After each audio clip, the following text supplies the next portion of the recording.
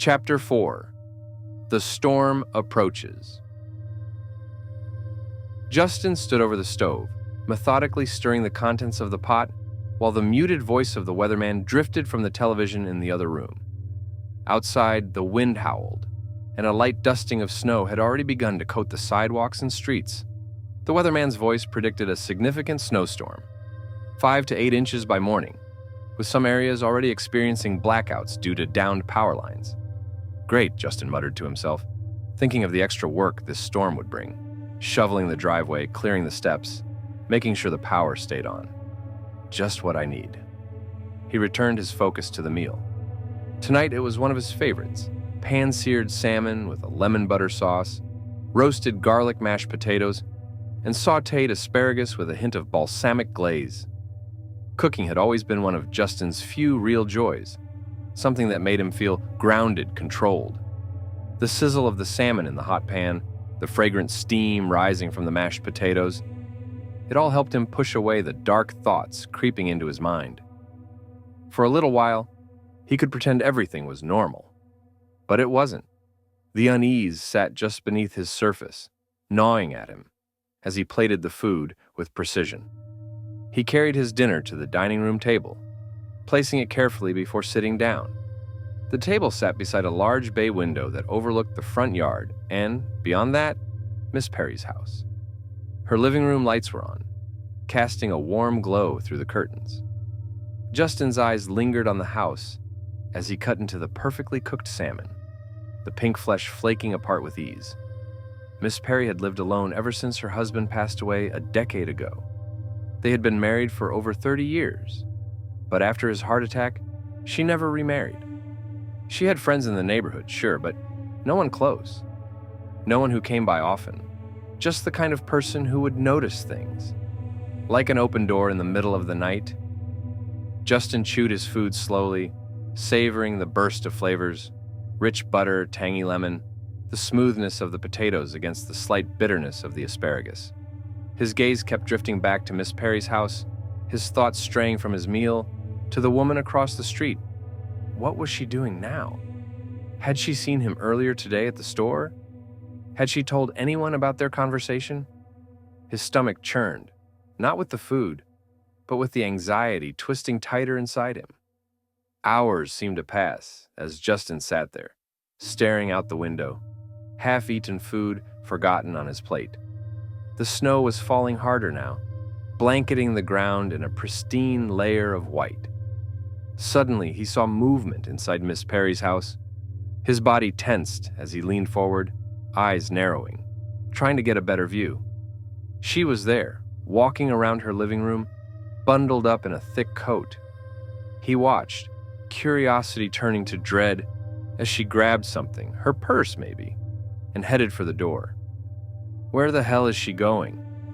It's freezing out. Justin's pulse quickened as he watched her step outside, carefully making her way down her front steps. His heart sank when he realized where she was headed. She was coming straight for his house. And worse, she was staring right at him. Holy shit, she saw me. Panic surged through him. He fumbled for an excuse, something, anything, to explain why he was sitting at his table, staring out the window like some kind of creep. He could feel his pulse in his throat as she crossed the street, her boots slipping slightly on the ice-covered driveway. She regained her balance, but didn't stop. She was almost at his door now, her face flushed and angry, her movements unsteady. He could smell the alcohol before she even knocked. The heavy pounding on the door snapped Justin out of his stupor.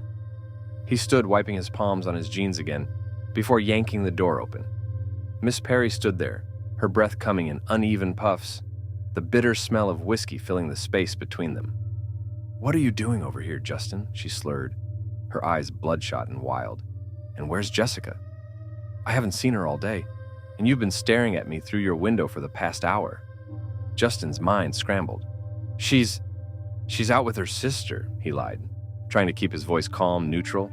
Miss Perry's face twisted in anger. "That's a lie. I talked to Emily earlier, and she hasn't spoken to Jessica since Monday morning." "Where is she, Justin?" She tried to push her way inside, but Justin quickly blocked the doorway, his hands held up defensively.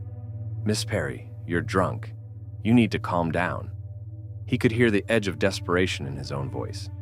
Miss Perry's eyes narrowed, her voice rising. "No, no, I'm calling the police." She fumbled in her coat pocket for her phone, and Justin's panic spiked. He couldn't let her call the cops. Not now. Not when Jessica's body was still in the freezer, downstairs, waiting to be dealt with. His heart raced, his mind going blank. "Please, just calm down," he begged, stepping forward to grab her arm, but she yanked it away violently. "Don't touch me," she spat, her eyes full of suspicion and rage. "I'm going to find out what you're doing, Justin. You're hiding something." She turned and stumbled down the icy driveway, muttering to herself. Fear crashed over Justin in waves.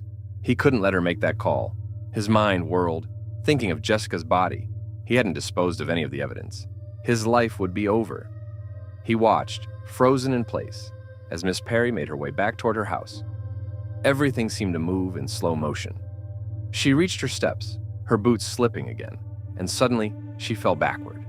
Justin's breath caught as her body crashed to the ground, her head hitting one of the large perimeter rocks that lined her pathway with a sickening crunch. For a moment, the world seemed to stand still. Justin wasn't the only one who saw it. His neighbor, an older man with a frail frame, had been outside with his dog. He yelled, "Miss Perry, are you all right?" When she didn't respond, he shuffled up her driveway and gasped when he saw her motionless body. "Oh my God," the man mumbled, pulling out his phone. He dialed 911, his voice shaking as he reported the fall. Justin watched it all unfold from his window, a strange mixture of shock and relief flooding him.